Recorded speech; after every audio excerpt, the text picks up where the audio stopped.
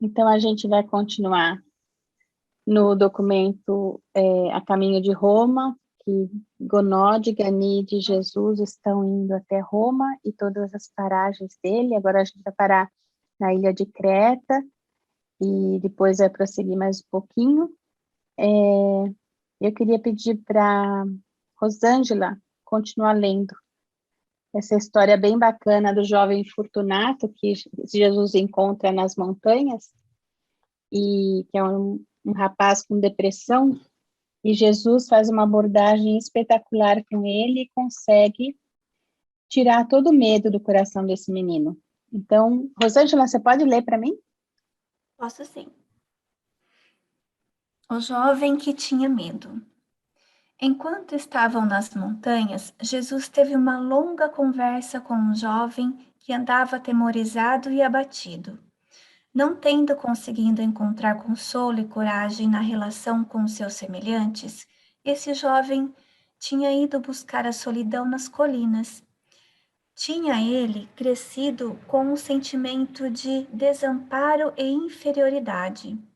Essas tendências naturais haviam sido intensificadas por inúmeras circunstâncias difíceis, com as quais o garoto se tinha deparado à medida que crescia, especialmente a perda do seu pai, aos 12 anos de idade. Quando se encontraram, Jesus disse: Salve, meu amigo, por que tão abatido em um dia tão belo? Se alguma coisa aconteceu que te aflija, talvez eu possa de algum modo oferecer-te ajuda. De qualquer forma, para mim é um prazer oferecer os meus préstimos.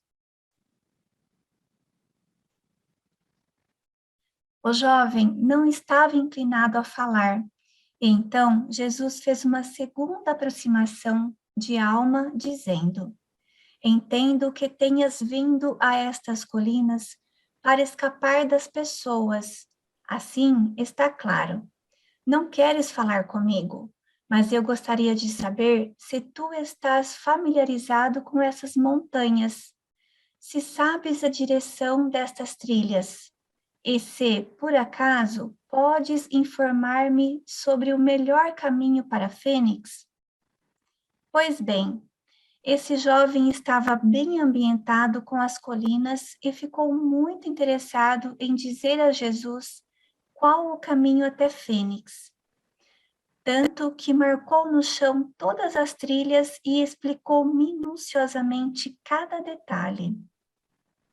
Surpreendeu-se, contudo, e se fez curioso quando Jesus, subitamente, após despedir-se e agir como se estivesse indo embora, ter se voltado para dizer: Bem sei que tu gostarias de ser deixado a sós, com o teu desconsolo, mas não seria nem amável nem justo da minha parte receber tão generosa ajuda de ti para saber o melhor caminho para Fênix. E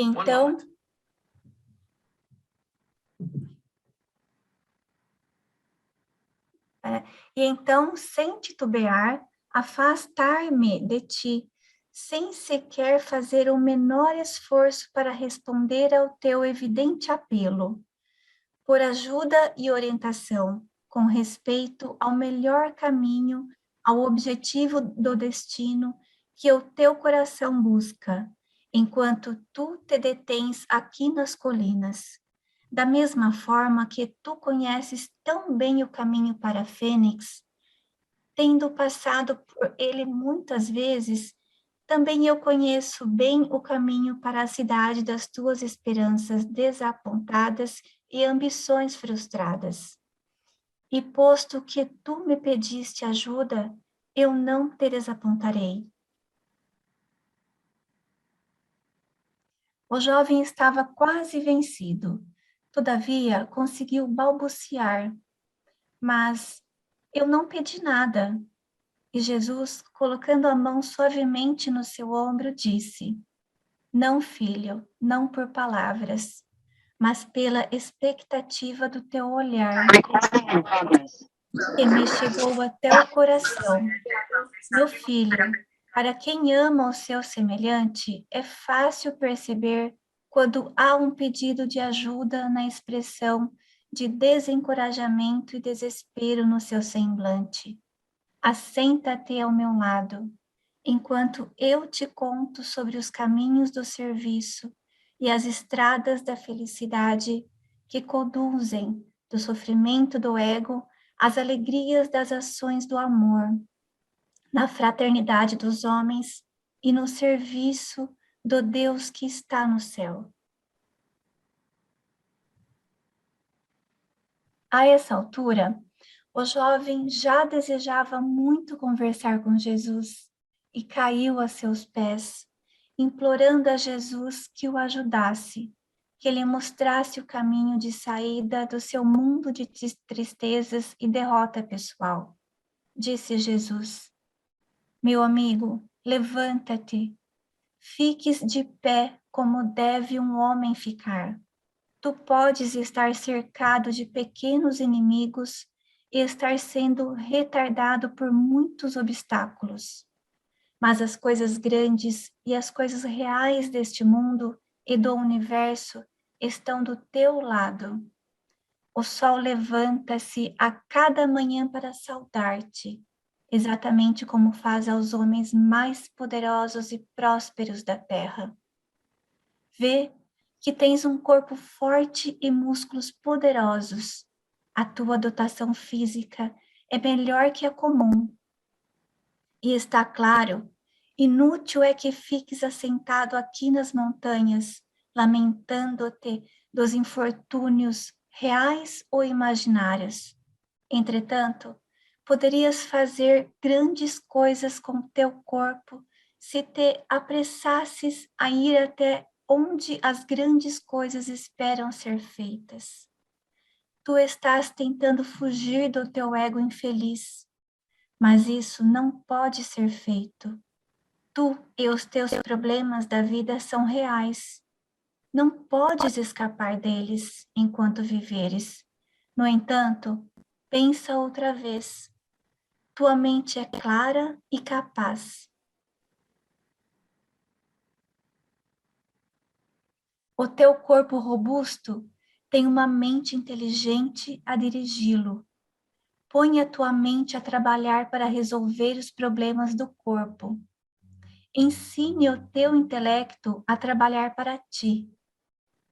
Recusa ser dominado por mais tempo pelo medo, como um irracional que não pensa. A tua mente deveria ser a tua aliada corajosa na solução dos teus problemas na vida, em vez de seres tu, como tem sido, um escravo abjeto do medo e um servo fiel da depressão e da derrota. O mais valioso de tudo, porém, o teu potencial de êxito real é o espírito que vive dentro de ti e que irá estimular e inspirar a tua mente a controlar a si mesma e a ativar o teu corpo. Basta que tu a liberes dos males do medo, capacitando assim a tua natureza espiritual a começar a tua libertação dos males da inação. Por meio do poder da presença da fé viva. E então, imediatamente, essa fé vencerá o medo dos homens, pela presença premente de um novo e todo dominante amor pelos teus semelhantes, que logo irá preencher a tua alma até o extravasamento, mediante a consciência que nasceu no teu coração de que és um filho de Deus. Nesse dia, meu filho, renascerás restabelecido como homem de fé, coragem e serviço devotado ao homem, para a glória de Deus. E quando tu te tornares assim, reajustado à vida dentro de ti, tornar-te-ás também reajustado ao universo, e terás nascido de novo, nascido em espírito. E daí em diante, toda a tua vida irá transformar-se em uma única realização vitoriosa. Os problemas apenas te revigorarão. O desapontamento incentivar-te-á a ir à frente. As dificuldades desafiar-te-ão e os obstáculos irão estimular-te. De pé, jovem rapaz, diz adeus à vida de terrores humilhantes e de covardia evasiva. Apressa-te de volta ao dever e vive a tua vida na carne como um filho de Deus, um mortal dedicado ao enobrecedor serviço do homem na terra e destinado ao soberbo e eterno serviço de Deus na eternidade.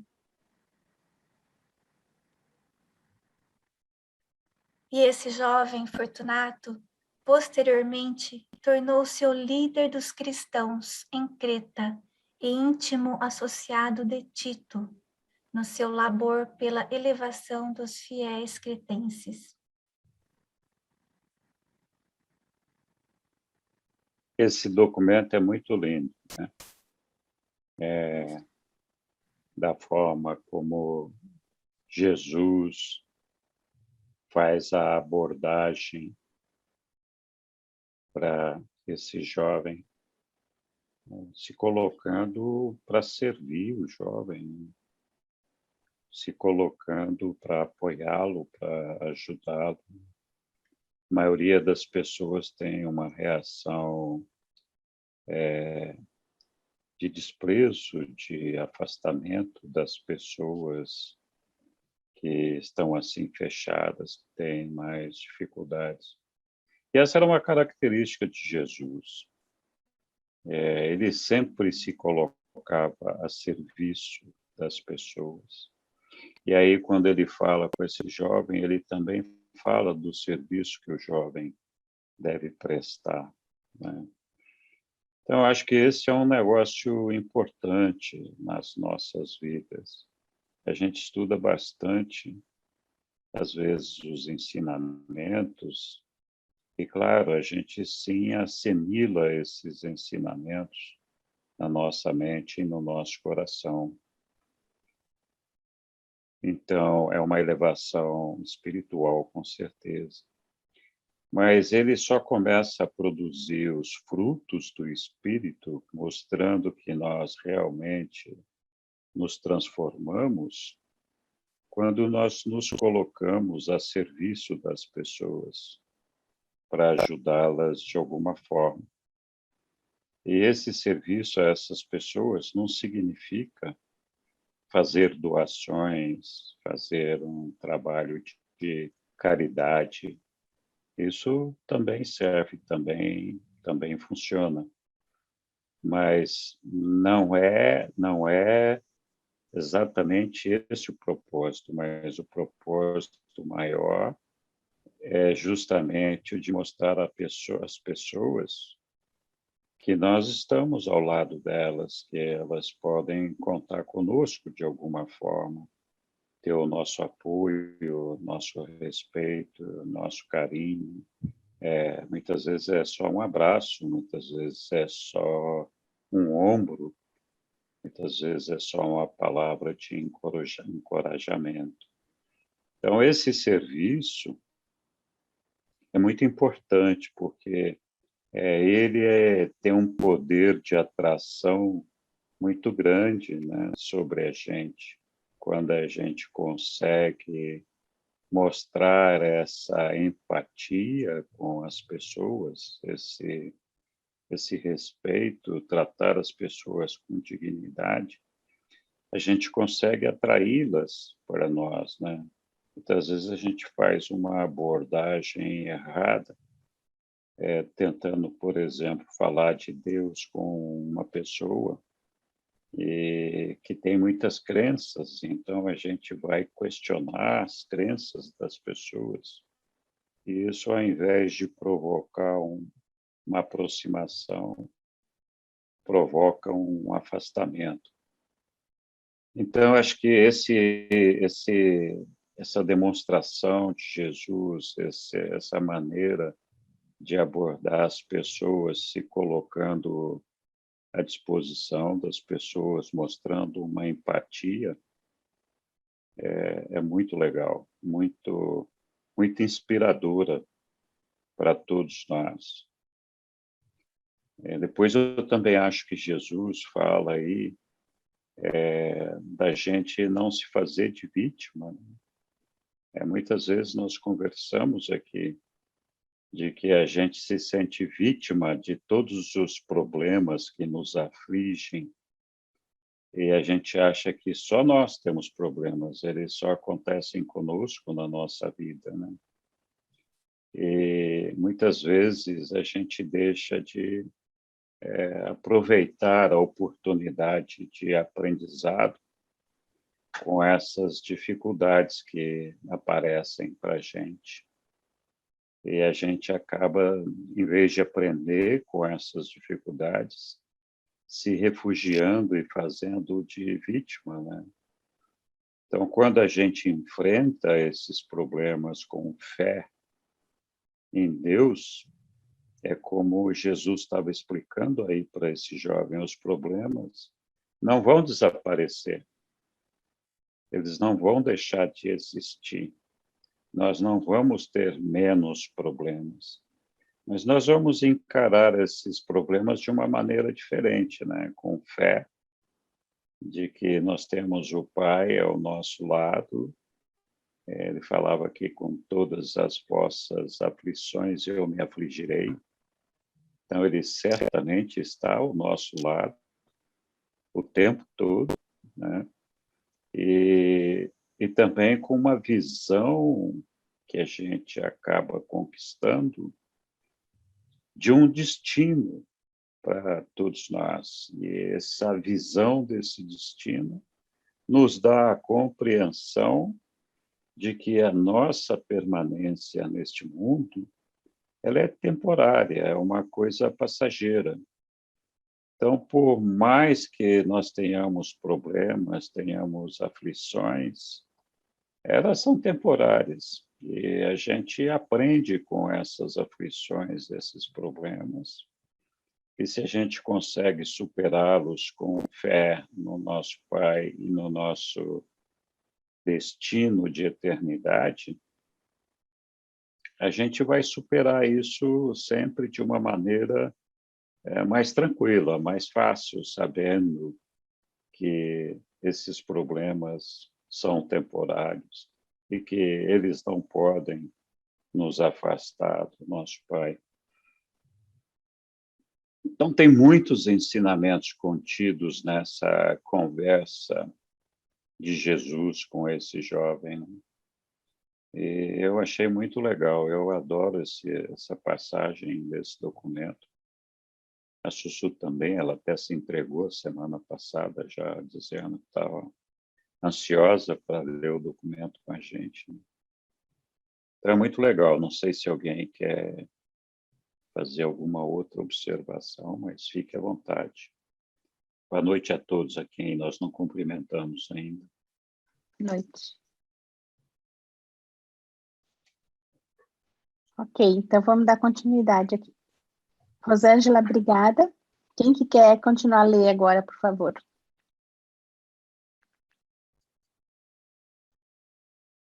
Como diz o Henrique, façam fila. Eu posso ler, Sussu. Então, tá bom. Obrigada, Lília. Boa noite a todos. Boa noite. Boa noite. Boa noite, Lília. Então, boa noite. Os viajantes sentiam-se realmente descansados e refrescados quando se fizeram prontos, lá pelo meio-dia. Certa ocasião, a fim de zarparem para Cartago, no norte da África, parando por 2 dias em Cirene. Foi ali que Jesus e Ganide prestaram os primeiros socorros a um rapaz de nome Rufo, que tinha sofrido ferimentos quando da quebra de um carro de bois pesado e cheio. Eles carregaram-no até a casa da sua mãe, e o seu pai Simão jamais poderia sonhar que o homem cuja cruz ele iria carregar no futuro, por ordem de um soldado romano, era aquele estranho que certa vez tratara o seu filho com amizade. Então, ó, aqui está Cartago, tá? Só para a gente se localizar. Tá.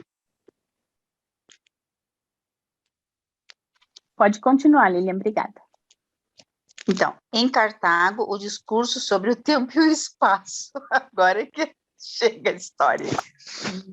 Na maior parte do tempo da viagem até Cartago, Jesus conversou com seus companheiros de viagem sobre temas sociais, políticos e comerciais. Dificilmente uma palavra sobre religião foi dita. Pela primeira vez, Gonod e Ganide descobriam que Jesus era um bom contador de histórias e mantiveram-no ocupado, narrando pequenos acontecimentos sobre a sua infância na Galiléia. Eles também souberam que ele se criara na Galiléia e não em Jerusalém, nem em Damasco. Quando Ganide perguntou o que se devia fazer para ter amigos, tendo notado que a maioria das pessoas com quem se encontravam, por causalidade, sentiam-se atraídas por Jesus, o mestre disse: torna-te interessado pelos teus semelhantes, aprende a amá-los e guarda a oportunidade de fazer algo por eles, algo que tu estejas seguro de que eles queiram que seja feito. E então citou um velho provérbio judaico: um homem que gostaria de ter amigos deve mostrar-se amistoso.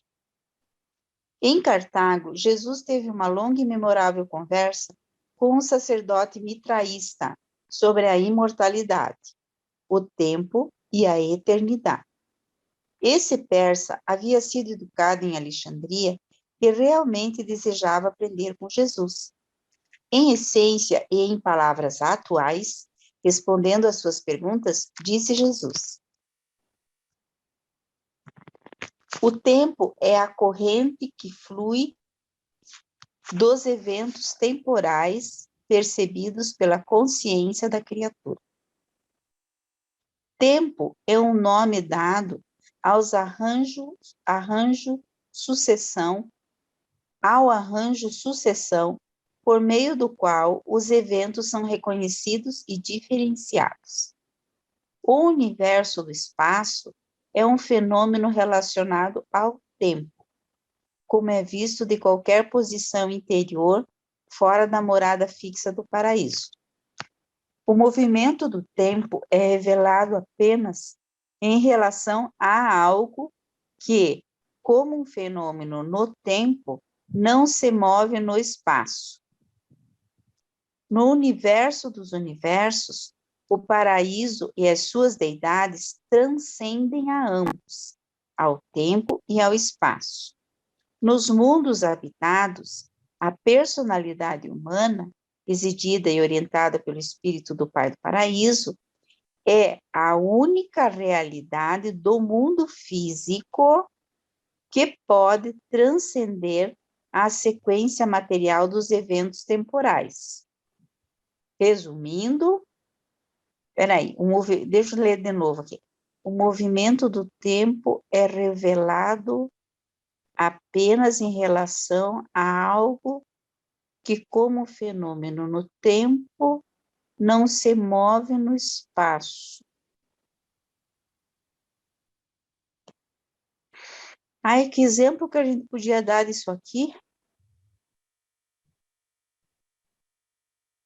Na verdade, Lilian, eu acho que assim, qualquer acontecimento da nossa vida, independentemente da data em que ele aconteceu, ele não guarda uma relação com o espaço, né? Então, assim, é muito engraçado, porque a gente determina o tempo a partir do movimento do espaço.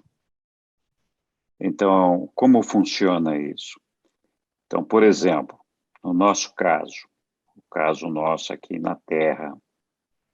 A Terra tem um movimento de rotação, que é uma rotação sobre o eixo dela mesmo, em que a cada minuto, a cada momento, ela tem uma face dela voltada para o Sol. E nós convencionamos chamar esse tempo de dia, que é um período de 24 horas, que também é uma convenção, para que esse movimento aconteça, né? Então, o nosso tempo, ele é medido por esse movimento do espaço, o movimento da Terra em relação ao Sol. E tem também movimento de translação, como a gente sabe, que é um movimento que a Terra faz ao redor do Sol, que leva 365 dias, algumas horas, aquele negócio que a gente já sabe, que é um ano. Então, o tempo, nós encontramos uma maneira de medir o tempo por conta desse movimento do espaço. Entretanto, os eventos que acontecem na nossa vida, eles não estão relacionados ao espaço, eles acontecem e a gente guarda uma memória deles, sequencial ou não, da maneira como eles aconteceram, independentemente da data deles. Então, eu caí de bicicleta, eu fiz uma coisa boa, fiz uma coisa ruim, coisas que marcam a nossa memória e que não necessariamente guardam uma relação com esse movimento em relação ao espaço. Então, não estão classificados, não estão registrados no espaço, né? E então o tempo para nós, na nossa memória, é só uma sequência de acontecimentos que nos permite estabelecer uma lógica das coisas que aconteceram nas nossas vidas. E a gente guarda essa relação com essa sequência, e que para nós a gente convencionou que também há um tempo. Mas esses acontecimentos não são uma medida do tempo, eles só são uma sequência temporal desses fatos. Lá na Ilha do Paraíso, na morada do nosso Pai, que é um ambiente absoluto, lá não existe tempo nem espaço. Então, a Ilha do Paraíso não está rodando em volta de nada, não tem uma rotação, não tem movimento, não tem nada. Então, a gente não tem lá uma medida de tempo. E mais do que isso, ali as coisas acontecem na eternidade. Então, muita coisa que para nós aqui ainda está acontecendo, para Deus já é um fato real, porque a percepção do tempo dele é infinita. Tudo que existe na infinitude é presente para ele, já aconteceu. Então, ele não tem essa memória sequencial de eventos que nós temos. E não adianta a gente tentar entender isso daí, porque nós não vamos entender. Nossa mente é muito limitada, muito pequenininha para a gente compreender como é que é esse negócio de existir fora do tempo e fora do espaço, né? Então, quando a gente fala de espaço, outra coisa importante para a gente guardar, nós temos um conceito, uma ideia de espaço que está vinculado a uma superfície ou a um lugar onde você pode colocar coisas. Então, por exemplo, uma gaveta tem um espaço que você coloca as coisas ali. Ou aqui a superfície da Terra tem espaço, tem um espaço de onde tem a fazenda, onde tem a floresta, aquelas coisas todas. Para os reveladores, o conceito de espaço é diferente.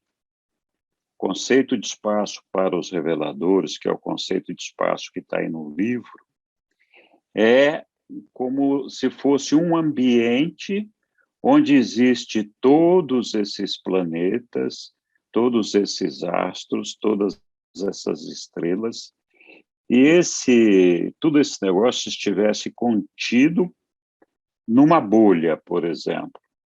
Então, tudo que está dentro dessa bolha é espaço. Então, o espaço para os nossos reveladores inclui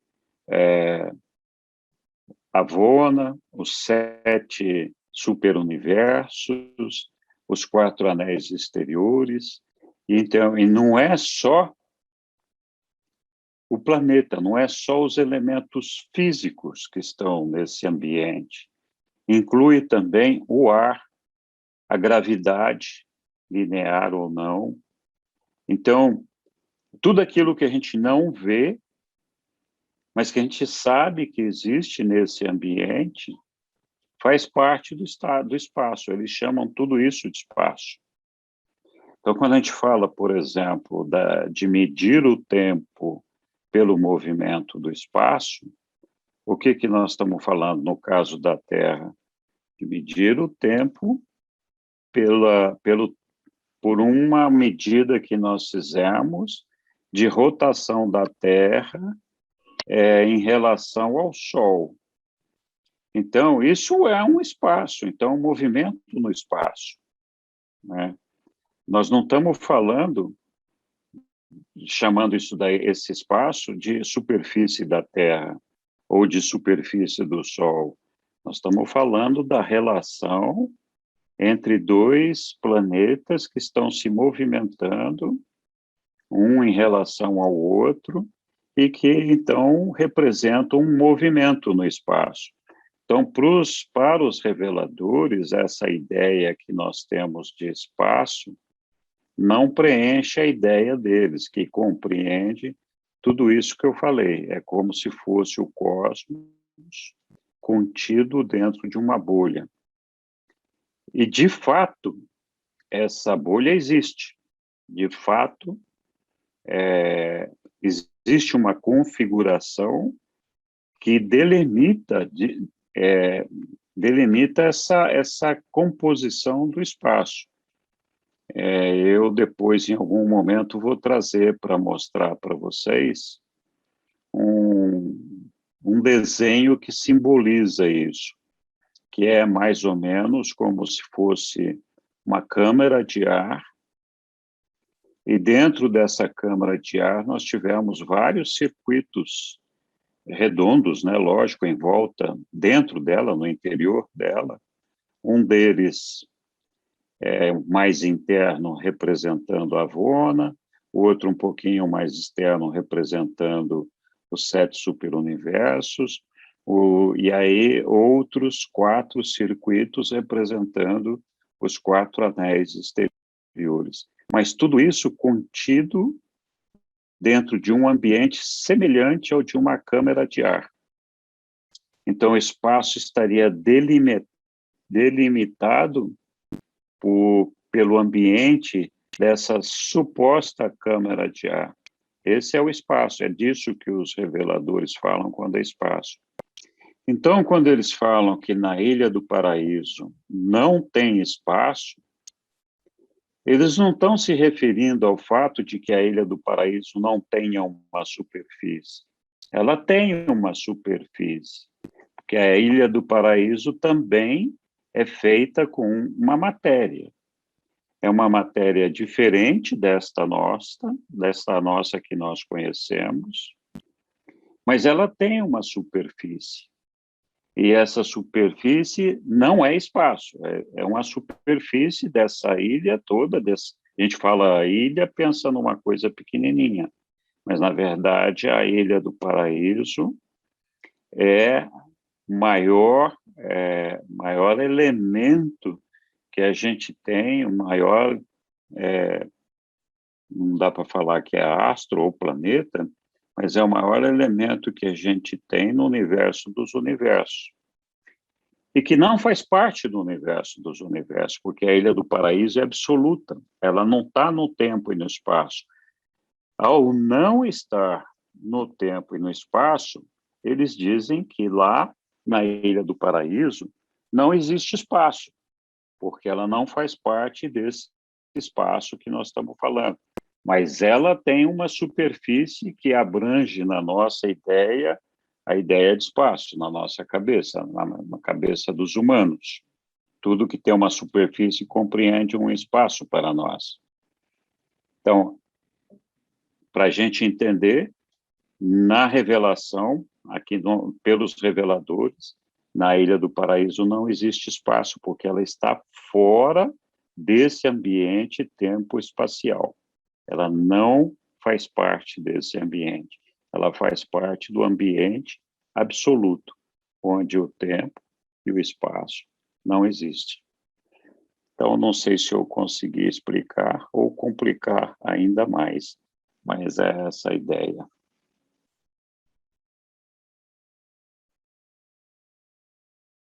Obrigada. De nada. Quando não está falando aqui, mas eles falam algumas vezes sobre o passado eterno e o futuro eterno. Tem a ver com o tempo ou tem a ver com esse conceito filosófico que a gente criou para conseguir entender? Então, isso, na verdade, é uma criação, é uma expressão para que a gente possa ter uma ideia, para a gente poder vislumbrar uma ideia do que significa a eternidade. Então, assim, é uma ideia de passado eterno, não teve começo, sem fim. Ou de futuro eterno, que é também sem fim.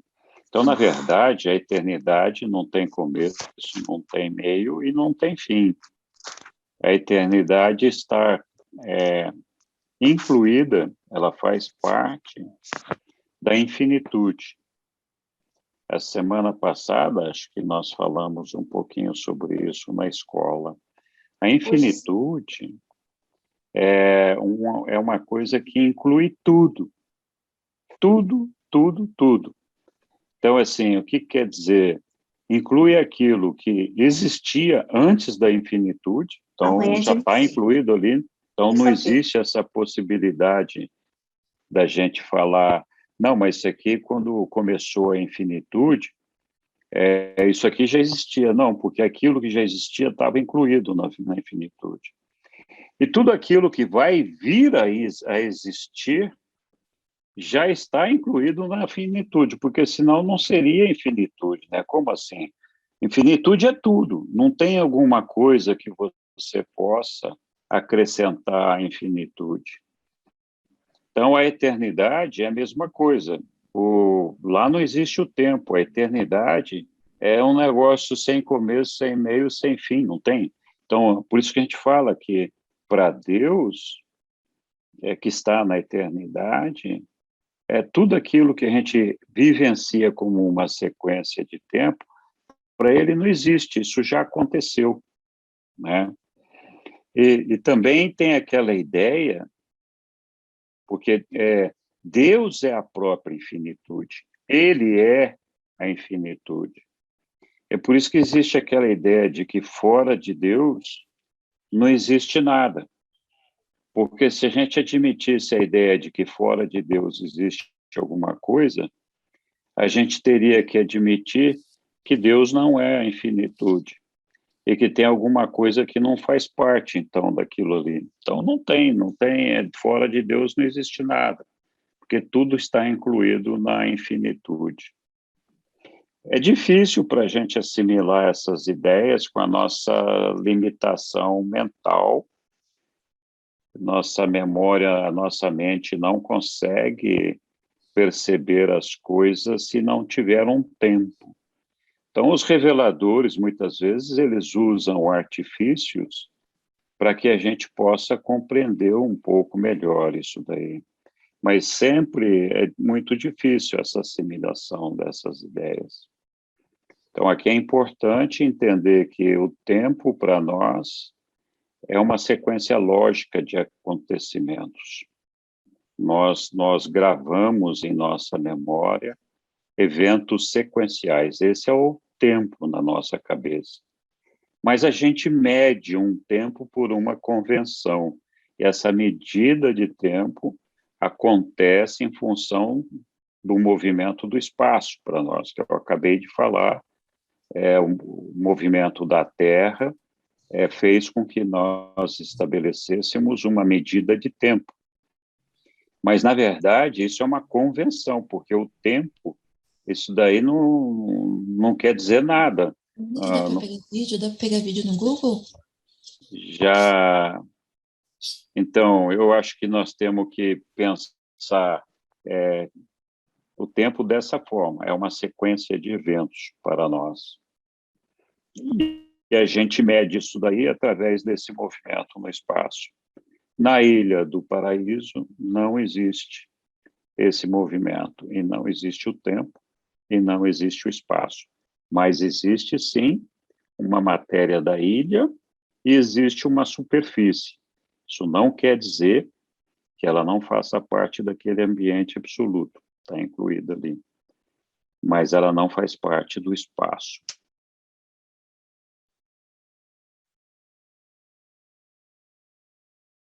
Ok? Mais algum comentário? Então, por isso que eles falam aqui, ó, que nos mundos habitados, a personalidade humana, residida e orientada pelo Espírito do Pai do Paraíso, é a única realidade do mundo físico que pode transcender a sequência material dos eventos temporais. Por quê? Porque o ajustador do pensamento é o Pai. E o Pai é um ser absoluto, ele vem desse ambiente da eternidade, da infinitude. Então, para ele, para essa centelha, o tempo também não existe. E é muito interessante, porque nós vamos ver, é importante guardar isso daqui, porque nós vamos ver, à medida que Jesus vai avançando no desenvolvimento da sua alma, e à medida que, então, ele deixa de ser meramente humano e assume a sua divindade, eu estou falando isso aqui, mas é importante a gente entender o seguinte: Jesus nunca deixou de ser Deus, desde o nascimento dele, ele sempre foi Deus. E ele nunca, enquanto esteve entre nós, ele nunca deixou de ser homem. Então, ele foi homem e Deus o tempo todo, desde o nascimento até a sua morte.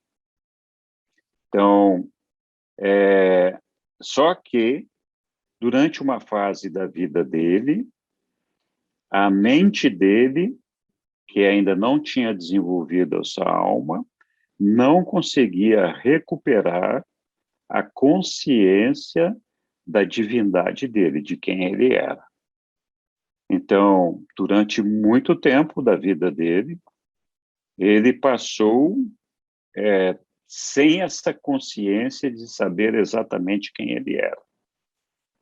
Até que chegou o momento em que ele tinha a alma dele completamente desenvolvida e que ele estaria pronto a se fusionar com o Pai, e essa fusão só não aconteceu porque Micael já é um espírito, ele não poderia se fusionar novamente com o ajustador do pensamento. Então, a gente vai ver, quando chegar lá no documento do batismo de Jesus, e o batismo aqui é só um marcador de tempo, o batismo não promoveu nenhuma mudança na vida de Jesus. Quando eu falo do batismo, é só para a gente saber a época em que isso aconteceu. Mas esses eventos da vida de Jesus não são uma decorrência, não são uma consequência do batismo dele. O batismo aqui é só um marcador do tempo. Então, na época do batismo de Jesus, que ele estaria, então, alcançando a fusão com a alma dele, A gente vai ver lá, quando chegar naquele documento, que o ajustador do pensamento que habitava a mente de Jesus saiu da mente de Jesus, foi até Divinity, que é a sede dos ajustadores. Lá ele foi personalizado pelo Pai. Lembrem-se, o propósito do ajustador do pensamento, ao habitar a nossa mente, é alcançar a fusão com qualquer um de nós, com o ser que ele está habitando, para ganhar a personalidade daquele ser, daquela pessoa. Por quê? Porque o ajustador é um ser pré-pessoal, ele não tem personalidade. Então, quando ele faz a fusão, nós, do nosso lado, ganhamos um espírito, conquistamos a existência espiritual, e o ajustador do pensamento conquista uma personalidade. Então, esse ajustador de Jesus, ele não podia se fusionar com Jesus, porque Jesus, que é o Micael, já é um ser divino, não poderia ser fusionado ao ajustador. Então, o ajustador foi até o Pai, voltou, e quando voltou, voltou personalizado pelo Pai. Então, esse ajustador recebeu uma personalidade do Pai. Então, quando ele voltou, antes que o batismo de Jesus tivesse terminado, então, assim, uma coisa de pouquíssimos frações de minutos, o ajustador saiu, foi, voltou e falou: eis aqui o meu filho muito amado, em quem eu muito me comprazo. Então, essa voz do ajustador, já personalizado pelo Pai, é a voz do ajustador que habitava Jesus, que é o Pai. E a gente vai ver que depois desse evento, Jesus deu a esse ajustador, incumbiu a esse ajustador de controlar todas as hostes celestes que cercavam Jesus o tempo todo, acompanhando a vida dele o tempo todo, deu o comando dessas hostes para esse ajustador, para que elas, de maneira nenhuma, interferissem em nada do que ia acontecer na vida de Jesus no futuro. Então, esse ajustador recebeu essa missão de Jesus e disse: muito bem, eu vou fazer conforme você está me pedindo. Mas lembre-se, eu não tenho controle sobre o tempo. Então, o que ele estava dizendo? Que ele podia controlar tudo, mas aqueles eventos que dependessem de controle sobre o tempo, ele não seria capaz de controlar. E nem Jesus, que também é um ser, como sendo filho do Pai, que também não tem controle sobre o tempo. Então, Jesus, ele ainda falou para Jesus: você tem que tomar muito cuidado, porque aquilo que você quer é. Então, o ajustador se comprometeu a fazer o que Jesus lhe pediu, de controlar as hostes, mas deixou ele bem alertado de que não conseguiria controlar os eventos do tempo. E que Jesus também não era capaz de fazer isso, então Jesus tinha que tomar muito cuidado. Então, a gente vai ver num outro episódio, quando houve a transformação da água em vinho, que aconteceu exatamente isso. Jesus não controla o tempo. No desespero da mãe dele ali, pedindo para ele fazer alguma coisa, ele se compadeceu da mãe dele e intimamente ele desejou fazer a vontade da mãe dele por uma fração milionésica de minuto que ele se distraiu e aquela água foi transformada em vinho. Por quê? Ele fez a aceleração do tempo, que depois nós vamos estudar lá no documento e a gente vai ver. Então, Isso é só para explicar, só para falar de que o tempo não existe nem para Micael, nem para os ajustadores do pensamento, que é o que o documento está dizendo aí. Eles não têm essa questão com o tempo. Vejam que, quando do batismo de Jesus, imagine a distância que tem aqui do nosso planetinha até a Ilha do Paraíso. O ajustador de Jesus saiu daqui, foi até lá, recebeu a personalidade do Pai e voltou no ato do batismo de Jesus antes que o batismo tivesse sido completado. Então, como que esse pessoal viaja no tempo dessa forma, né? Para nós é incompreensível isso. Mas é essa a questão que os reveladores estão colocando aí nesse parágrafo, né? Essa inexistência do tempo para os ajustadores, e, claro, também para o Micael. Não sei se confundi mais, mas vamos... Não, tá certo. Eu até estava pensando que as curas também dá para dizer, né, que é como se o tempo não existisse ali, porque para a pessoa se curar levaria um tempo, né? Exatamente.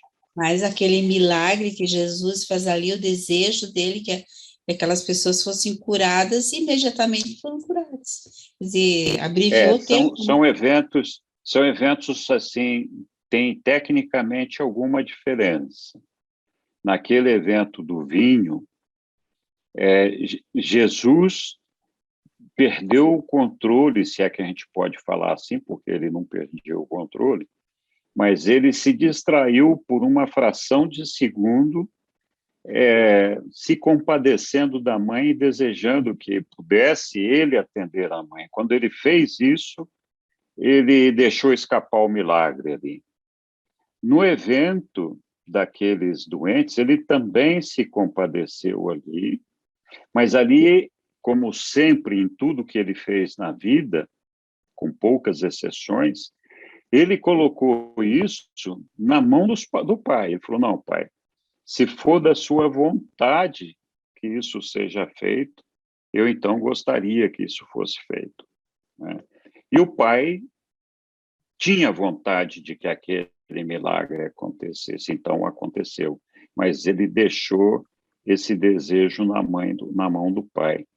E, diferentemente também de uma ação deliberada, apesar de que ele pediu autorização para o pai dele, da ressurreição de Lázaro.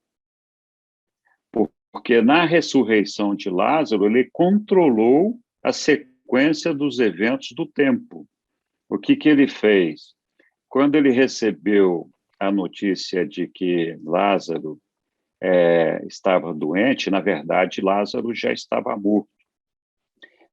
Mas alguns dias antes, os reveladores nos contam que ele deu ordem ao ajustador do pensamento de Lázaro para que não abandonasse Lázaro depois da morte, ficasse por aqui. Porque ele já tinha planejado a ressurreição de Lázaro. E ele já tinha pedido a autorização para o pai dele para fazer a ressurreição de Lázaro. Então, a ressurreição de Lázaro foi um evento planejado por Jesus, desde antes da morte de Lázaro, né? Então, a gente depois, quando estiver lendo esses documentos, a gente vai ver que são eventos muito parecidos, muito semelhantes, mas são eventos que guardam pequenas diferenças. E a gente vai ver que a maior parte dos milagres de Jesus, eles aconteceram justamente porque Jesus não conseguia controlar o tempo, né? E quando ele percebia, já tinha acontecido. Outro milagre deliberado de Jesus, são poucos aqueles que foram deliberados e provocados por Jesus, foi a multiplicação dos pães e dos peixes, para alimentar aquela multidão que estava com ele. Então, esse foi também um milagre deliberado de Jesus, né? Mas, enfim, nós não estamos aqui para falar dos milagres de Jesus. É só para falar daquela situação de que os ajustadores, eles não controlam o tempo não existe para eles, que é o que está escrito aí nesse parágrafo, né? Então, a gente, às vezes, não consegue entender isso, mas a nossa mente é limitada mesmo, nós não podemos fazer nada. A gente pode tentar compreender, ter essa ideia de que eles não têm noção de tempo, para eles o tempo não existe, e as coisas acontecem dessa forma, assim, sem mais nem menos, né? Então, vamos lá. Verdade.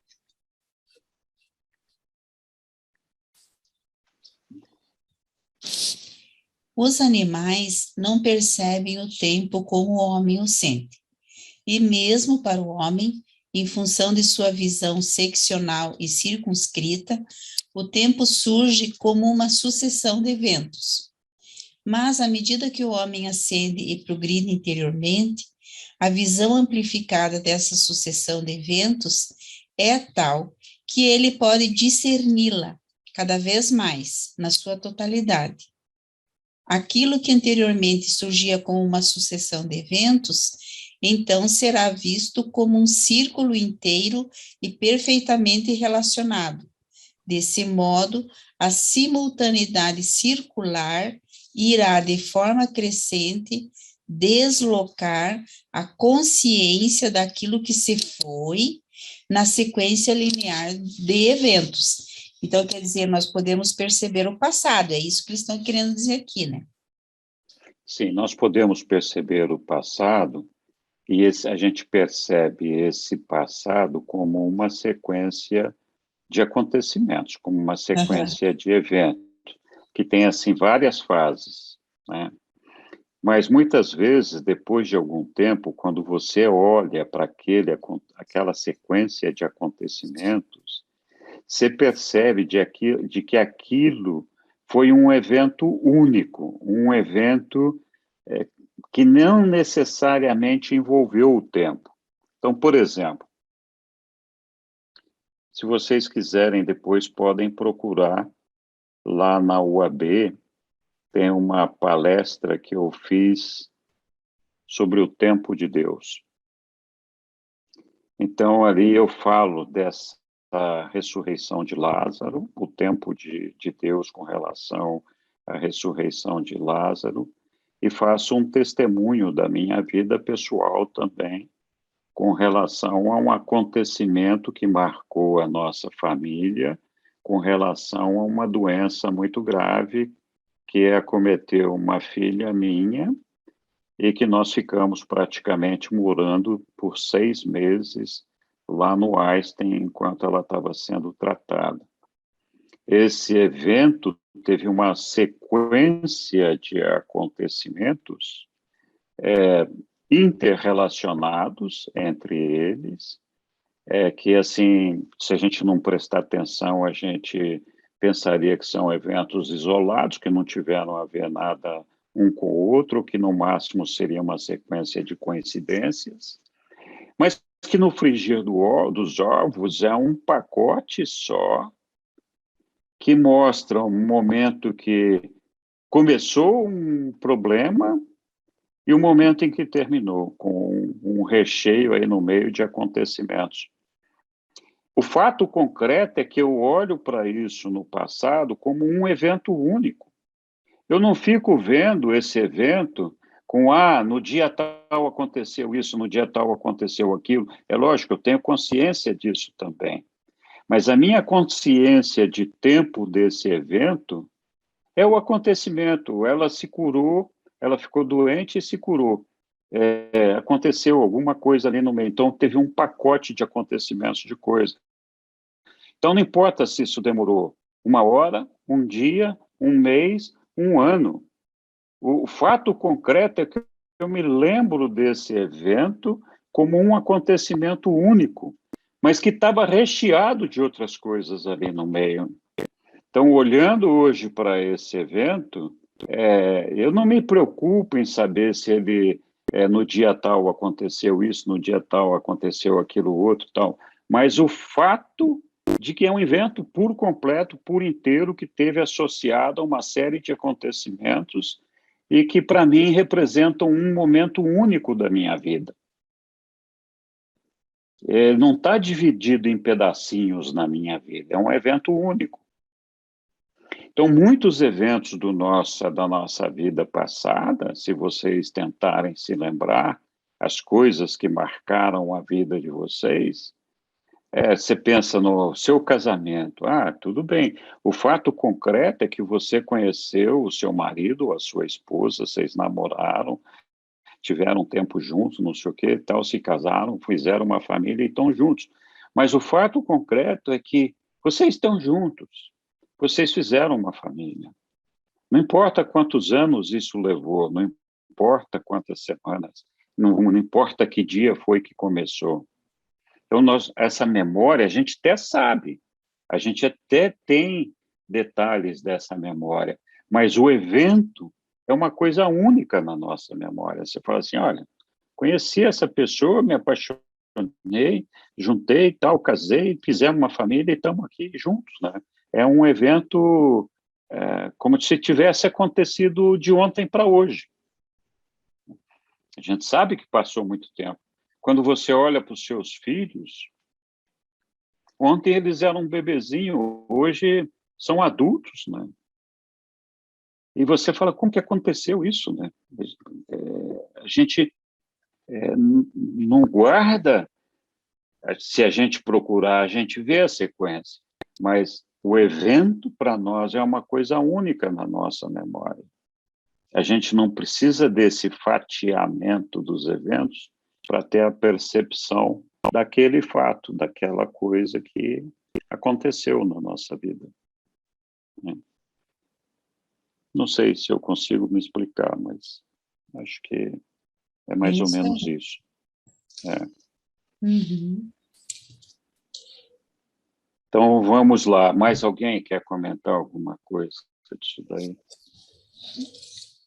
Eu só queria dizer que sim. Que sim? É que eu entendi. Tá bom. Poxa, obrigado. Que legal. Então, beleza. Então, vamos avançar mais do Sussuzinha. Há 7 diferentes concepções de espaço, enquanto ele é condicionado pelo tempo. O espaço é medido pelo tempo, não o tempo pelo espaço. O espaço é medido pelo tempo, tá. A confusão do cientista cresce a partir do fracasso em reconhecer a realidade do espaço. O espaço não é meramente um conceito intelectual da variação na relação entre os objetos do universo. O espaço não é vazio. É a única coisa que o homem conhece e que, mesmo parcialmente, pode transcender o espaço. O espaço é a sua mente. Peraí. A única coisa que o homem conhece e que, mesmo parcialmente, pode transcender o espaço é a sua mente. A mente pode funcionar independentemente do conceito de relação espacial dos objetos materiais. O espaço é relativo e comparativamente finito para todos os seres cujo status é o de criatura. Então, Quanto mais... Quando você pensa e fala assim, sei lá, uma cidade que qualquer um de nós conhece, não sei, São Paulo, por exemplo. Cada um está num lugar aí. Você fala assim, não, eu consigo, na minha mente, me imaginar estando num determinado lugar em São Paulo. Você transcendeu com a mente o espaço. E não teve nem tempo nisso. Não existiu tempo nessa transcendência.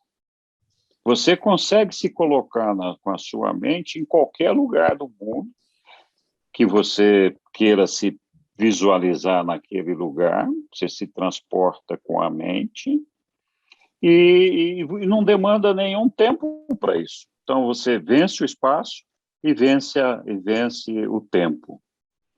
não existe esse tempo e espaço para essa transposição, essa transcendência que a nossa mente é capaz de fazer. Então, nós não conseguimos transportar o nosso corpo dessa forma.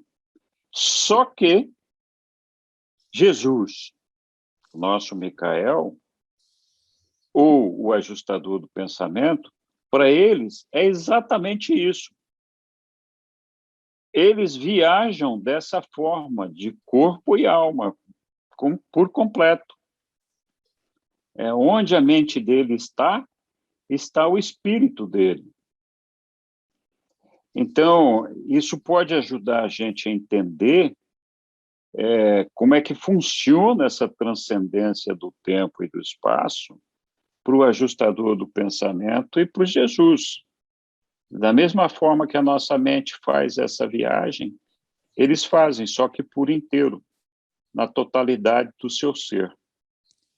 E não da maneira como nós temos que pegar aqui o nosso corpício, subir num carro, num avião, passar horas viajando para chegar no lugar que a gente quer, mas a mente não precisa disso. A mente chega lá. Acho que essa é uma boa analogia para a gente ter uma ideia de como funciona a coisa para o ajustador do pensamento e para o nosso Micael. Porque Jesus ele está condicionado ao tempo, né? Ele está condicionado. O corpo de Jesus, sim, mas o corpo do Micael, não.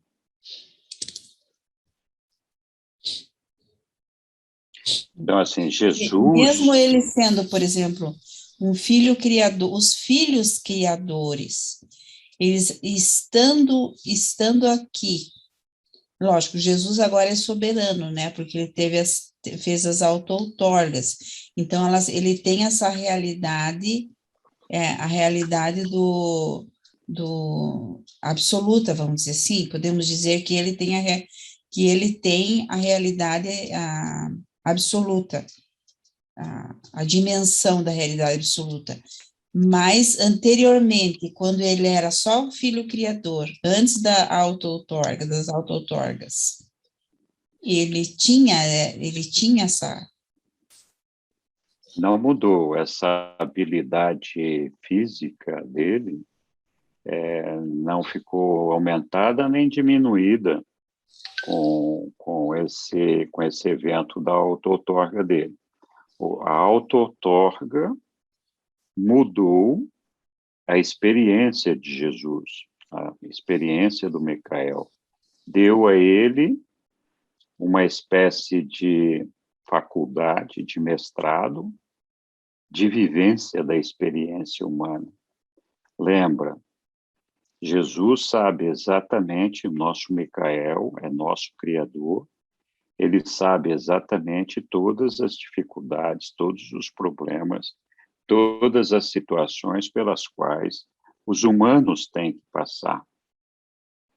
Mas ter ciência disso não é a mesma coisa que viver essa experiência.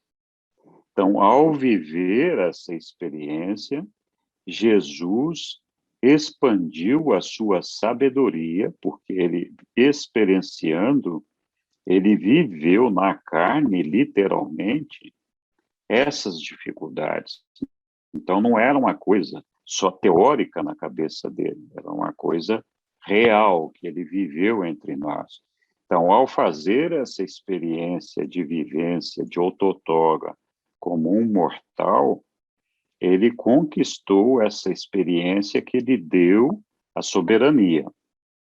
Então, essa experiência é necessária a ele para que ele pudesse ter essa soberania. A soberania, o que é? É não ter que depender da aprovação do Pai mais para as coisas que ele decidisse com relação ao universo criado por ele. Então, esse universo de Nebadon foi criado por ele, com a aprovação do Pai, com os planos discutidos e aprovados pelo Pai. E todo esse governo dele, depois de criado esse universo, sempre foi com respeito à autoridade do Pai.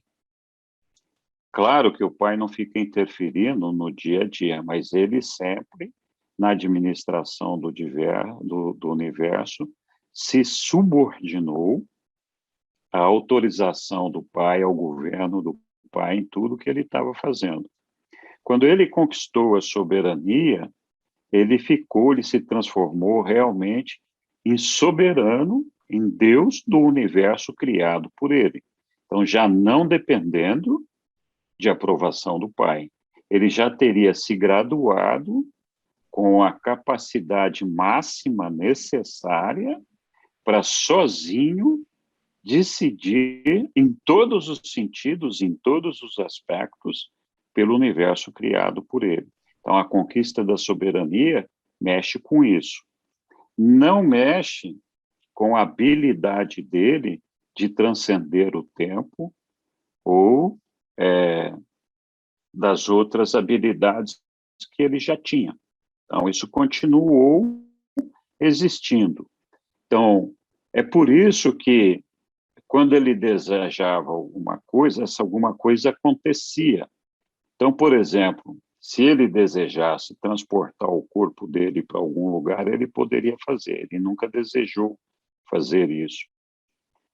Mas quando ele desejava que acontecesse alguma coisa, essa alguma coisa acontecia porque ele tinha o controle sobre a física, sobre os elementos físicos e sobre o tempo dessa física. Então, no caso daquela transformação da água em vinho, o que aconteceu? Na verdade, não foi um passe de mágica que fez com que aquela água virasse vinho. Foi uma sequência de eventos que culminaram com o vinho dentro daqueles tonéis. Então, aqueles tonéis que estavam com água, o que aconteceu? Ao desejar que ali tivesse vinho, Jesus, na mente dele, arranjou a terra, arranjou as sementes, plantou as uvas, as vinhas cresceram, colheu as uvas, fez o vinho das uvas, levou as uvas até aquelas barricas, esvaziou a água daquelas barricas e colocou o vinho lá dentro. Estou falando de uma maneira simplificada aqui, a sequência de eventos. Então, o tempo não existe para Jesus, para o Micael. Todas essas coisas aconteceram independentemente do tempo, porque ele ultrapassa o tempo. Esses eventos físicos foram necessários para que aquele suposto milagre acontecesse, mas não era um milagre, era uma ação física da mente de Jesus. Ao desejar acontecer isso, todos esses eventos aconteceram. É uma aceleração do tempo. Da mesma forma que é uma aceleração do tempo, a ideia de que os reveladores também falou no caso do ajustador do pensamento, e falam de Jesus, o Micael. O nosso Micael, que está em Salvington, ele tem frequentes reuniões com o pai dele lá no paraíso. E ele, quando ele fala, eu quero me reunir com o pai, já está reunido, não tem que fazer mais nada. Já passou o tempo, já passou o espaço, já passou tudo. Então, assim, a mente dele, a personalidade dele, a divindade dele, não é restrita pelo tempo nem pelo espaço. Ele supera tudo isso daí. O tempo não existe para ele. Mas ele não consegue ser onipresente. Então, Jesus, Micael, não está presente em todos os lugares. Ele está presente no lugar que ele quer estar. É diferente da nossa ministra divina. Ela não tem problema com o tempo. Ela não consegue, assim, essa dificuldade de que Jesus transcende o tempo. Ela não tem essa transcendência de tempo. Mas ela não tem limitação de espaço. ela é onipresente, ela ocupa o espaço inteiro do universo local de Nébron. Então, onde tiver espaço de Nébron, ali está a presença da ministra divina. A energia dela se espalha e se estende por todo esse lugar. Mas se ela falar, não, eu quero estar com o meu pai, que é o Espírito Infinito no paraíso, não vai funcionar desse jeito. É outro esquema. Né? Então, cada um tem as suas habilidades. Por isso que um complementa o outro. Então, de novo, a ideia de tempo e espaço pode ser muito bem... a gente pode tentar assimilar essa ideia através da nossa mente. Imaginar que a nossa mente pode viajar no tempo e no espaço, para frente ou para trás no tempo, ou ir e vir no espaço, numa fração de milésimos de segundo. A gente não tem dificuldade para fazer isso com a nossa mente. É exatamente dessa maneira que funciona a totalidade do ser do nosso Micael. Né? Então, mas, por exemplo, a nossa mente não consegue preencher todos os espaços ao mesmo tempo. Nós temos que focar a nossa atenção da nossa mente em uma ação específica. Nós não podemos imaginar a nossa mente se espalhando por São Paulo, por Rio, tudo ao mesmo tempo e visualizando todas essas coisas ao mesmo tempo, e o passado, o presente e o futuro. A gente não consegue fazer isso. Mas a gente consegue transcender o tempo e o espaço com foco numa coisa específica, com a mente, né? E é esse o caso do nosso Micael. Ok. Mais alguma coisa? Então, avançamos aqui. Então, ali, né? A mente pode funcionar independentemente do conceito de relação espacial dos objetos materiais. O espaço é relativa e comparativamente finito para todos os seres cujo status é o de criatura. Quanto mais a consciência aproxima-se do conhecimento das 7 dimensões cósmicas, tanto mais o conceito de espaço potencial aproxima-se da ultimidade. Mas o potencial do espaço é uma ultimidade verdadeiramente apenas no nível absoluto. Então, aqui assim, essas 7 dimensões cósmicas seriam as realidades da aula passada? Não, esse daí nós estamos...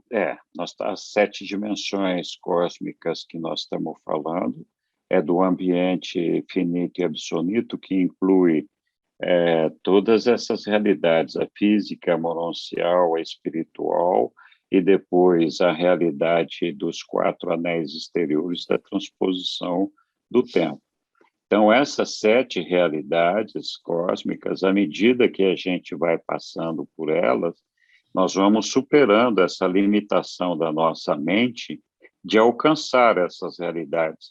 E isso é compreensível pelo simples fato de que a nossa mente não conhece essas realidades, mas um dia vai conhecer. Então, algum dia, quando a gente terminar lá a nossa tarefa no último espaço exterior, que é um elemento de ultimidade, a gente vai poder viajar com a nossa mente para qualquer lugar, até esse ambiente último. Mas ainda vamos ficar devendo a questão do absoluto, porque a gente não vai conseguir penetrar aquilo ali quando terminar essa fase. Né? Então, ou seja, a nossa mente consegue superar o espaço e as realidades do espaço naquilo que a gente já conhece. Nós não conseguimos vencer a realidade do espaço se a gente não conhece aquela realidade, né? O que é natural, é compreensível. É natural. Né? Sim, ainda mais que nós estamos fazendo a experiência do aperfeiçoamento, né? Então, a gente não é perfeito para conhecer a realidade mononcial, nem espiritual, nem, né, as outras. Exatamente. Deve ser evidente que a realidade universal tem um significado expansivo e sempre relativo nos níveis ascendentes e perfeccionantes do cosmos. Em ultimidade, os mortais sobreviventes realizam a sua identidade em um universo de 7 dimensões. Então, essa realidade universal, sempre lembrando aqui, eu já falei isso em outras oportunidades. Universal é aquilo que permeia todas as realidades. É como o sangue universal que serve para qualquer tipo de indivíduo. Então, universal aqui quer dizer que transita no paraíso, transita em Avona, transita no finito, que é os 7 superuniversos, e transita lá nos 4 anéis exteriores, que é a parte que envolve a transcendência do tempo e a ultimidade. Então, em ultimidade, os mortais sobreviventes realizam a sua identidade em um universo de 7 dimensões. Ou seja, a nossa personalidade, que não é mutável, né, ela é sempre, a nossa personalidade é universal. Independentemente da gente ter vivido alguma experiência em qualquer um desses ambientes, a nossa personalidade consegue se ajustar a trabalhar e vivenciar as experiências em qualquer um desses ambientes, dessas realidades. Ela é universal. A nossa identidade não é assim, porque a nossa identidade se confunde com a nossa mente. Então, tem um documento que fala que a identidade do ser humano basta ter mente para ter a identidade. Então, mente e identidade se confundem.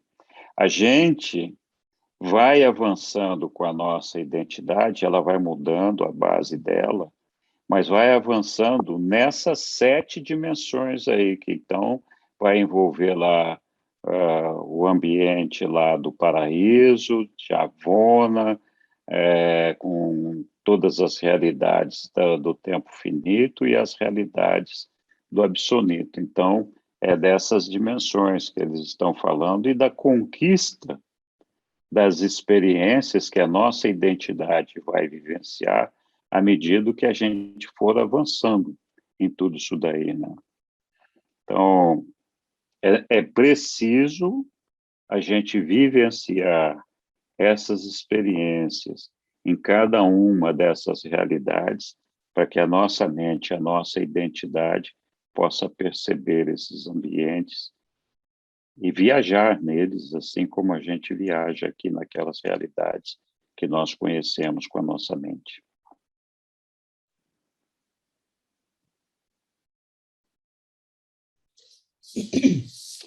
O conceito de tempo-espaço para uma mente de origem material está destinado a passar por sucessivas ampliações, à medida que a personalidade consciente e pensante ascende nos níveis do universo. Quando o homem alcançar a mente que sabe intervir entre os planos material e espiritual da existência, as suas ideias sobre o tempo e espaço serão enormemente expandidas, quanto à qualidade de percepção e quanto à quantidade da experiência. As concepções cósmicas em expansão de uma personalidade espiritual em avanço são devidas ao aumento tanto da profundidade da visão interior quanto do escopo da consciência.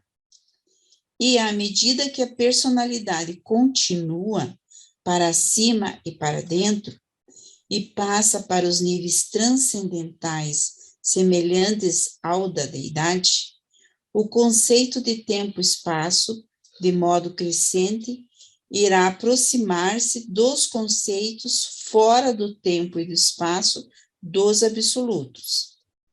Relativamente e conforme se vai conseguindo alcançar o transcendental, esses conceitos no nível do absoluto hão de ser presenciados pelos filhos do destino último. Confusão, né? Eu acho assim, resumindo, pode-se até falar que nós vamos ter mais e mais a consciência que Deus tem do universo, né? Lógico que a gente não vai chegar à realidade que ele presencia, mas quanto mais longe nós estivermos, vamos dizer assim, mais a gente vai aprender outras coisas, vai sentir, né? Nas morôncias nós vamos ter outros sentidos, vamos sentir, então a gente vai, eu acho que é assim que a gente vai tendo essa consciência cósmica, né, e tendo outra percepção, como diz ali, do tempo e do espaço, vai ter outra percepção, e ele fala ali tanto da vida interior, né, que é essa vida com Deus, quanto da consciência de todo o espaço que existe nos universos, nas morôncias, na constelação. Imagine você vendo o universo lá de Salvington, todo o nosso universo, né? Nós vamos ver tudo, todos os planetas vão ter consciência, vão ter viajado, vão ter uma experiência enorme, né? Das 570 corpos que nós vamos passar, não imagine, vai ser... Eu sempre acho, assim, uma aventura magnífica tudo isso. É isso aí mesmo, Lilian. Com certeza. Muito obrigada, Lilian. Alguém pode me continuar ajudando, por favor?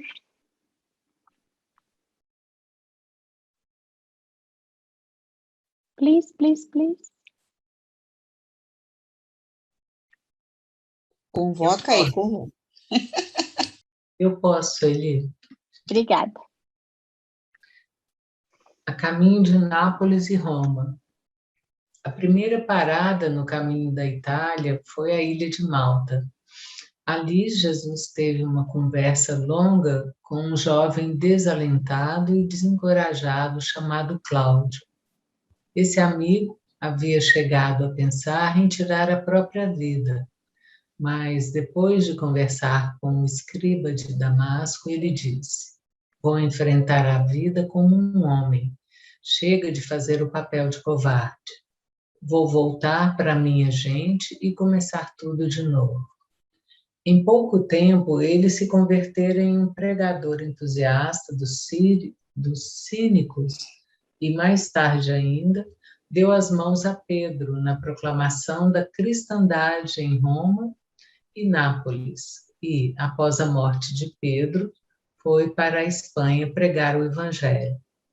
Mas nunca soube que o homem que o havia inspirado em Malta era o mesmo Jesus, a quem posteriormente ele proclamaria como o libertador do mundo. Então, ali, só para lembrar que Cínicos era uma religião ali de Roma, né? Então, a gente... era a religião predominante na época ali de Jesus, ali em Roma. Nós estudamos isso ali atrás em algum outro documento também. Isso mesmo. Obrigada. Dos filósofos Sêneca e outros mais. Pulou. Ah, não, é aqui. É. Em Siracusa, passaram uma semana inteira. O evento notável dessa escala foi a reabilitação de Esdras, o judeu desencaminhado, que era o taberneiro do lugar onde Jesus e os seus companheiros hospedaram-se. Esdras encantou-se com a aproximação de Jesus e lhe pediu para ajudá-lo a voltar à fé de Israel. Expressou a sua desesperança, dizendo: eu quero ser um verdadeiro filho de Abraão, mas não consigo encontrar Deus. Disse-lhe Jesus: se tu queres realmente encontrar Deus, esse desejo é por si mesmo a evidência de que já o encontraste. O teu problema não é que não consigas encontrar Deus, pois o Pai já te encontrou. O teu obstáculo é simplesmente que ainda não conheces a Deus. Legal, né? Então, Jesus fala muitas vezes disso daí, de que quem busca a Deus já o encontrou. É que a gente não reconhece a Deus simplesmente porque a gente não o conhece ainda, né? Mas ele está ali, na nossa presença, o tempo todo. Uhum.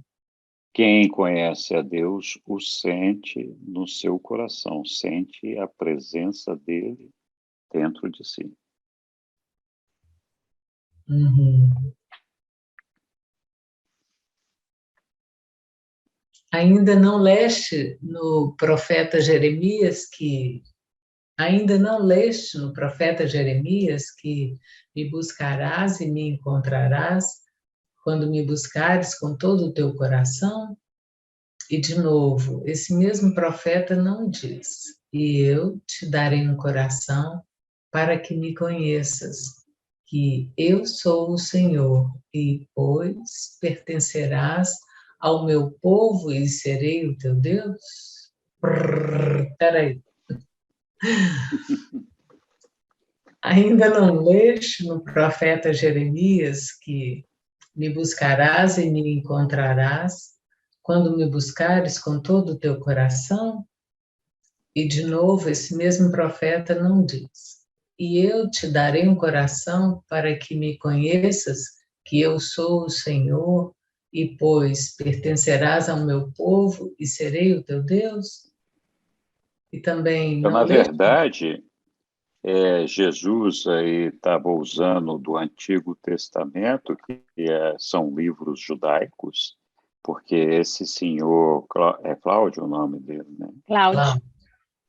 Pediu, ele falou que ele queria voltar a ter o Deus judeu dentro dele, que esse Deus foi professado por Abraão, mas que ele, mesmo seguindo Abraão, não encontrava Deus. Então, Jesus está citando as passagens da religião judaica que falam que Jesus está dentro, que Deus está dentro de nós.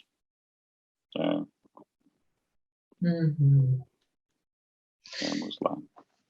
E também não leste nas Escrituras onde é dito: ele olha para os homens, e se alguém disser, eu pequei e perverti aquilo que era o certo, e isso não me trouxe proveito, então Deus libertará a alma daquele homem da escuridão e ele verá a luz? E Esdras encontrou Deus para a satisfação da sua alma. Posteriormente, esse judeu, em associação com um próspero prosélito grego, prosélito,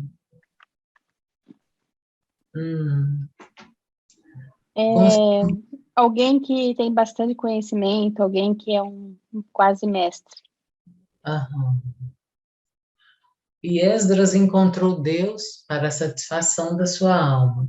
Posteriormente, esse judeu, em associação com um próspero prosélito grego, construiu a primeira igreja cristã em Siracusa. Então, não era Cláudio, era Esdras, desculpe. Então, Esdras é quem estava querendo que Jesus ali o mostrasse. Mas eu queria falar de uma outra coisa que vocês viram nos últimos 4 ou 5 parágrafos e também outros anteriores. Foram sendo citados personagens que Jesus conheceu ao longo dessa viagem e que mais tarde foram personagens que, de alguma forma, ajudaram na disseminação do cristianismo. Então, toda essa viagem que Jesus fez, ao longo dos tempos depois, serviu como base de apoio para que muitos apóstolos pudessem pregar, e essas pessoas atuassem como discípulos, ajudando a desenvolver a religião que foi desenvolvida sobre Jesus, né? Só corrigindo, prosélito é uma pessoa que se converteu a uma religião, seita ou uma doutrina, que deixou a sua religião e passou para uma outra. Ok. Obrigada, Então, Sueli. que era grego e passou para a igreja cristã, por exemplo. Uhum. Em Messina, pararam apenas por um dia, mas foi o suficiente para mudar a vida de um pequeno garoto, um vendedor de frutas, de quem Jesus comprou frutas e a quem, em troca, alimentou com o pão da vida. O garoto nunca esqueceu as palavras de Jesus e o olhar bondoso que veio junto com elas, quando, colocando a mão no ombro dele, Jesus disse: Adeus, adeus, meu pequeno. Sê valente enquanto cresces, até ficar homem, e depois de ter alimentado o corpo, aprende como alimentar também a alma. E o meu Pai no céu estará contigo e te guiará. O pequeno transformou-se em um devoto da religião mitraísta e mais tarde se converteu à fé cristã.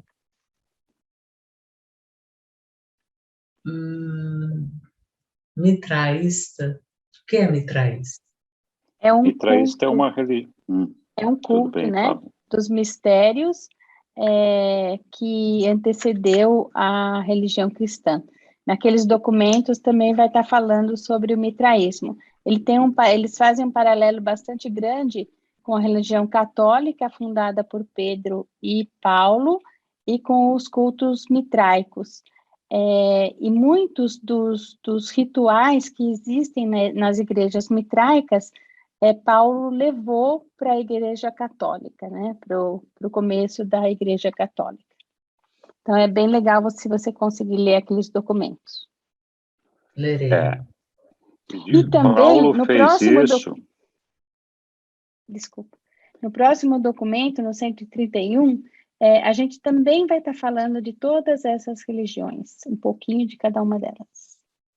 Isso. E também Paulo levou várias passagens e vários ritos da religião mitraica para o catolicismo, com o propósito de atrair aqueles seguidores da religião mitraica para o cristianismo. Então, várias dessas passagens foram incorporadas com esse propósito. Uma delas, por exemplo, o Natal. O Natal, nessa data de 25 de dezembro, era uma celebração mitraica, uma festa mitraica.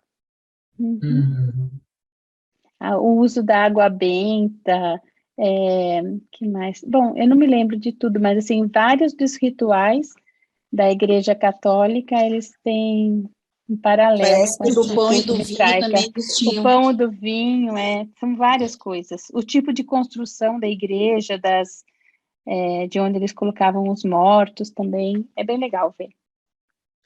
Fez um eco, né? Um eco em Paulo. Isso. Na verdade, ele para atrair, né, essas pessoas, como o Henrique disse. Era uma forma de trazer esses que eles chamavam de pagãos para a religião católica. Então, por exemplo, Jesus sempre ensinou que as mulheres têm o mesmo direito que os homens. Mas isso era uma coisa meio assim inconcebível em várias civilizações, em várias sociedades, inclusive na judaica, onde a mulher não tinha ou não tem o mesmo direito dos homens. Então, Jesus tentou quebrar isso daí, mas Paulo, para atrair os judeus para a religião também, não só trouxe parte do Velho Testamento, como colocou as mulheres de volta onde elas estavam depois que Jesus depois que Jesus se foi. Então ele tirou o protagonismo das mulheres na divulgação e no trabalho de discípulas e apóstolas que Jesus tinha instituído. Isso foi uma coisa que foi eliminada por Paulo, para atrair os judeus para a religião cristã. Uhum.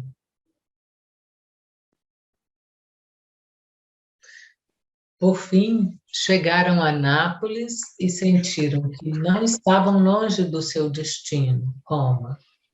Gonode tinha muitos negócios para cuidar em Nápoles, e à parte o período em que Jesus foi requisitado como intérprete, ele e Ganide passaram o seu tempo de lazer visitando e explorando a cidade. Ganide estava tornando-se um adepto de distinguir aqueles que pareciam necessitar de ajuda. Encontraram muita pobreza nessa cidade e distribuíram muitas esmolas. Mas Ganide nunca entendeu o significado das palavras de Jesus quando, após ter dado uma moeda a um pedinte de rua, recusou-se a parar e falar com ele para confortá-lo. Disse Jesus: por que gastar palavras com quem não pode perceber o sentido daquilo que tu vais dizer? O Espírito do Pai não pode ensinar e salvar aquele que não tem capacidade de ser filho seu. O que Jesus quis dizer é que aquele homem não tinha uma mente normal, que lhe faltava a capacidade de corresponder à condução espiritual.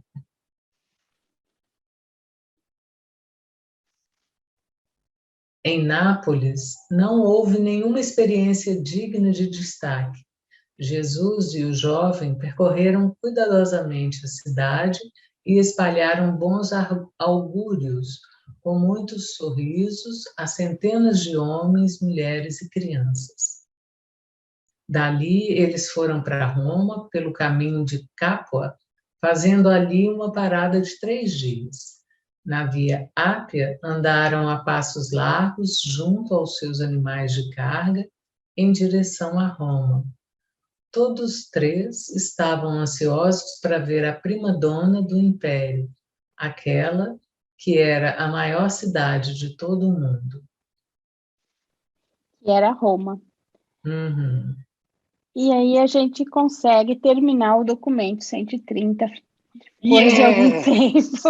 Olha, Muito bom, pessoal. Só queria falar uma coisinha. Parece bastante diferente, né? Que Jesus...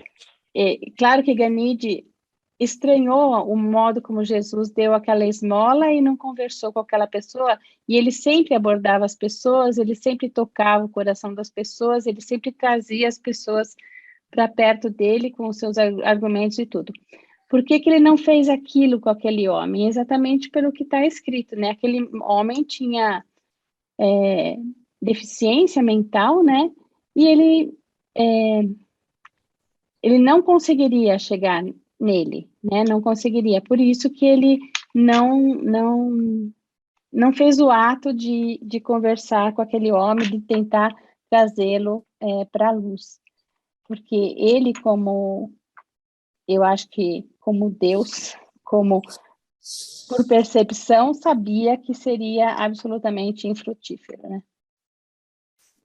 Mas quando a gente vê isso, se a gente não continua a ler, a gente fica até um pouquinho chocado, né? Tipo, como que Jesus fez essa acepção de pessoas, se Jesus não faz acepção de pessoas, né? Eu fiz uma pausa no meu pensamento. Eu percebi. Com essa questão da não correspondência, por não haver correspondência, né? Eu tentei criar uma imagem para identificar o que era isso, essa não correspondência, né? Então, e aí também, quando eu li, e sempre que eu leio essa passagem, eu fico pensando a mesma coisa, né? É claro que eu não sou Jesus, não sou Deus nem nada, mas a gente tenta conversar com qualquer um, mesmo, tipo assim, independente da deficiência dessa pessoa, né? Se ela tem um problema mental, a gente vai tentar, de alguma forma, lançar luz sobre ela. E Jesus não fez isso, né? É estranho pensar, não é? Mas é que Jesus é Deus.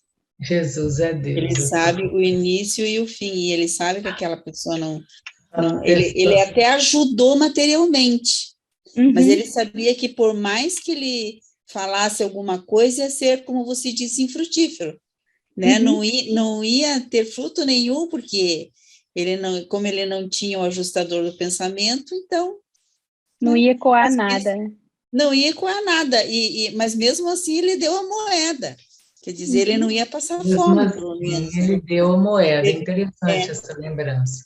Aham. Foi a senha, né? O outro moço não respondeu. Uhum. É. Mas muito legal tudo isso.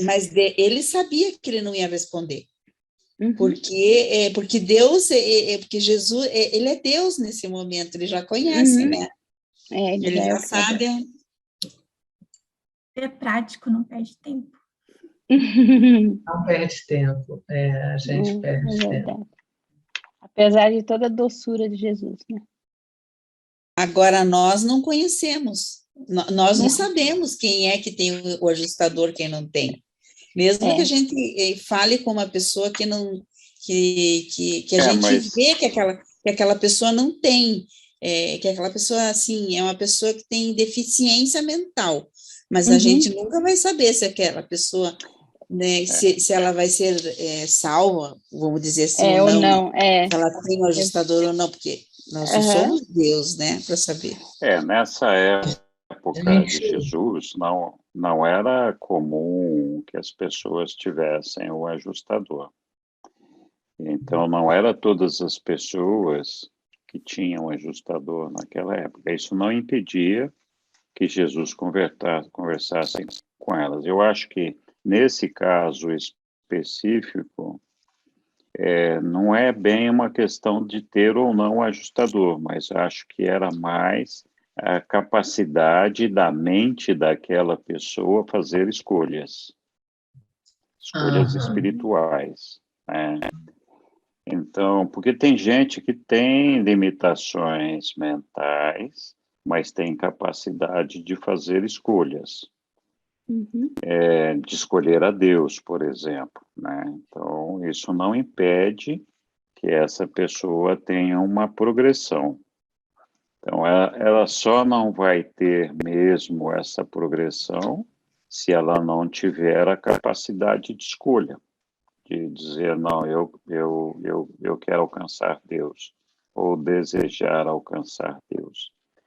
Então, essa é uma coisa bastante delicada, que muitos de nós, quando falamos sobre esse assunto, e eu já provoquei alguns desastres falando disso, que eu nem gosto de lembrar, mas a gente tem que tomar cuidado quando fala desse assunto, porque existem muitos filhos, muitos irmãos que têm limitações mentais, problemas mentais, e não quer dizer que essas pessoas não sejam abraçadas por Deus e que não tenham uma oportunidade. O ponto-chave aqui é saber até onde essa limitação impede a essa criatura de fazer boas ações e de escolher desejar alcançar Deus. Então, precisa ser uma limitação mental muito severa para que essa capacidade não esteja presente. Então, o que eu costumo, depois dos acidentes que eu já provoquei, é dizer para todo mundo que nós não sabemos, Deus é que sabe. O seu Pai, o nosso Pai, com certeza é misericordioso e vai dar uma oportunidade a todos os seus filhos. Não importa se ele tem síndrome de Down ou não, ou alguma outra dificuldade mental. nós não temos como avaliar a oportunidade que o Pai vai dar para cada uma dessas criaturas. Então, quando a gente fala disso, a gente sempre tem que pensar na misericórdia divina e na capacidade do nosso Pai de ser amoroso e misericordioso com todos os seus filhos, né? Muita gente, às vezes, é radical, fala, não, tem um problema mental, não vai para lugar nenhum. Não é assim. Então, temos que tomar cuidado, às vezes. Até porque ninguém sabe, né?